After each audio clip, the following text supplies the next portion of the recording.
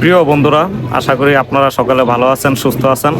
আপনাদের ভালো থাকা, সুস্থ থাকার কামনায় আজকে আমি আবার আমার লং ভিডিওটা নিয়ে আসলাম। আর আজকের ভিডিওটাতে আলোচনা করব যে যারা নতুন কন্টেন্ট ক্রিয়েটর আছেন, আপনারা কি কি ভুল করলে আপনাদের রিচ এঙ্গেজমেন্ট ডাউন খেয়ে যাবে বা আপনাদের ভিউজ পাবেন না।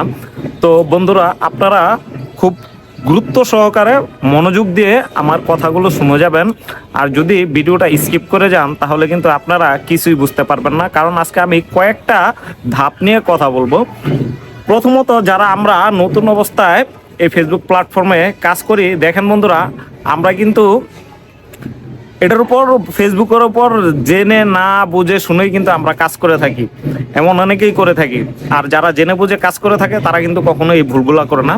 তো আমি বলবো যে আপনারা এই কাজগুলো আপনারা কখনোই করবেন না।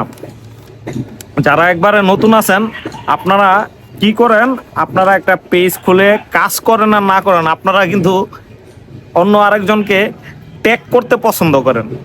তো আপনারা যে ট্যাগগুলা করেন, আপনারা কি ঠিক কাজ করেন? প্রথমত আপনারা এগুলা করবেন না। দেখেন, আপনি যদি ফ্রেশভাবে কাজ করে যান তাহলে আপনি একদিন না একদিন এই প্ল্যাটফর্ম থেকে সফলতা অর্জন করতে পারবেন এবং মনিটাইজেশনও পাবেন।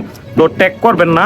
আর সবচেয়ে মারাত্মক ভুল যেটা আমরা করে থাকি নতুন অবস্থায়, সেটা হচ্ছে যে আমাদের ভিডিও কি করি, আমরাই কোনো গ্রুপে শেয়ার করে দিই। বন্ধুরা, এই ভুলটা আপনারা ভুলও করবেন না। নিজের ভিডিও, লাইভ, ফটো, টেক্সট কোনো কিছুই আপনারা অন্যের কোনো গ্রুপে শেয়ার করবেন না।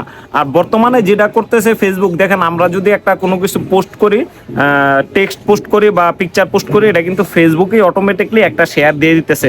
তাহলে দ্যাটস এনাফ, এর চেয়ে বেশি কিছু করার দরকার নেই। তারপরে সে দেখা যায় যে আমরা অনেক সময় বড় বড় পেজের সাথে কোলাবোরেশন করি, তাই না? দেখেন বন্ধুরা, আপনারা হয়তোবা না বুঝে না শুনে এই কোলাবোরেশনটা করে থাকেন। এই কোলাবোরেশনটা কার জন্য প্রযোজ্য জানেন? যারা ব্যবসা করে তাদের জন্য কোলাবোরেশনটা প্রযোজ্য। আর আমরা যারা কন্টেন্ট ক্রিয়েটর, আমাদের জন্য কিন্তু কোলাবোরেশন প্রযোজ্য না, কারণ সে যদি অ্যাকসেপ্ট না করে তাহলে কিন্তু এভাবে অ্যাকসেপ্ট করবে না। একদিন দুই দিন এভাবে কাজ করতে করতে আমাদের পেজটা রিচ এঙ্গেজমেন্ট ডাউন খেয়ে যাবে। এই ভুলগুলো আপনারা কখনোই করবেন না। তারপর অনেকেই আপনারা আছেন যে কপি ভিডিও। আপনারা কি মনিটাইজেশন পেয়েছেন? আপনারা যদি মনিটাইজেশন না পেয়ে থাকেন তাহলে আপনারা কি কারণে কপি ভিডিও করেন, এটা আমার মাথায় ধরে না।